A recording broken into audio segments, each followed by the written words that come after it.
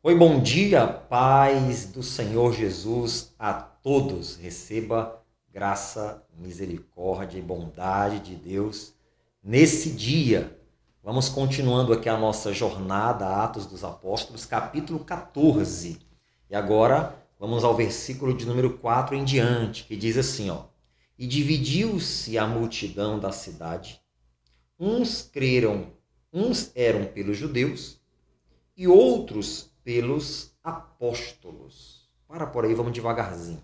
Lembra que Paulo e Barnabé estavam em Icônio e o Senhor permitiu que pelas mãos deles milagres e prodígios acontecessem de uma maneira extraordinária. Diz aqui o texto que a gente leu que a cidade ficou dividida. Eram pelos judeus, e outros por Paulo e por Barnabé. Alguém pode pensar assim, nossa, quer dizer que a cidade estava unida? E aí Paulo e Barnabé chegam lá com a mensagem do cristianismo e dividem a cidade? Bom, pare para pensar de uma outra forma, né? É melhor uma parte da cidade ir para o céu do que toda ela ir para o inferno. Infelizmente, quando a mensagem da verdade chega a algum lugar, vai acontecer isso. Mas a oportunidade está sendo dada para todas as pessoas.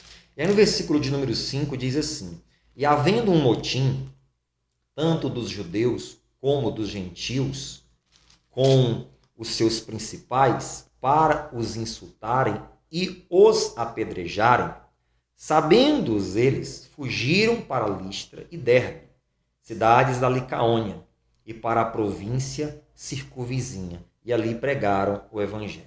Interessante a gente perceber isso aqui. Eu quero chamar sua atenção para uma coisa muito importante. Se juntaram judeus, se juntaram gentios e se juntaram autoridades. Para quê? Tramaram a morte de Paulo e de Barnabé. Iriam armar uma emboscada e o apedrejarem. É interessante que os inimigos, eles se uniram para atacar a igreja. Preste atenção nisso. Os inimigos se uniram para atacar a igreja. Como fizeram Herodes e Pilatos contra Jesus. E por aí vai. Os inimigos se uniram para atacar a igreja. Se os inimigos se uniram, por que os amigos não podem se unir para defender a igreja? Deixando de lado as diferenças, deixando de lado as suas denominações, questões doutrinárias, placas, tradição. Por que o povo de Deus, líderes, não podem se unir para defender a igreja?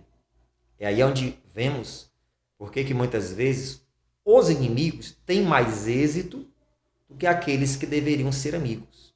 Porque os próprios inimigos se uniram para atacar a igreja e o povo de Deus. Mas aqueles que são amigos, da mesma fé, professam o mesmo Cristo, creem no mesmo Deus, na mesma palavra, não se unem para defendê-la. Isso é uma coisa a se pensar.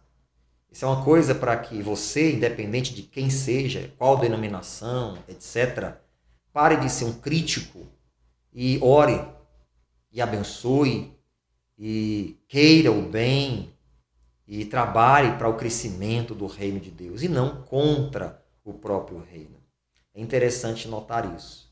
E aí, quando eles souberam que uma emboscada estava sendo preparada para que eles fossem mortos, a Bíblia diz que eles fugiram para Licaônia e para a província circunvizinha, e lá eles pregaram a palavra de Deus.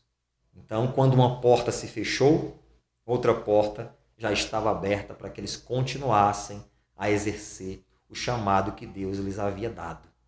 Creia que quando uma porta se fecha para você, Deus já tem outra porta aberta para te abençoar. Para que você seja suprido, para que você seja cuidada por Deus. Acredite nisso. Uma porta se fechou lá em Icônio, a obra foi feita.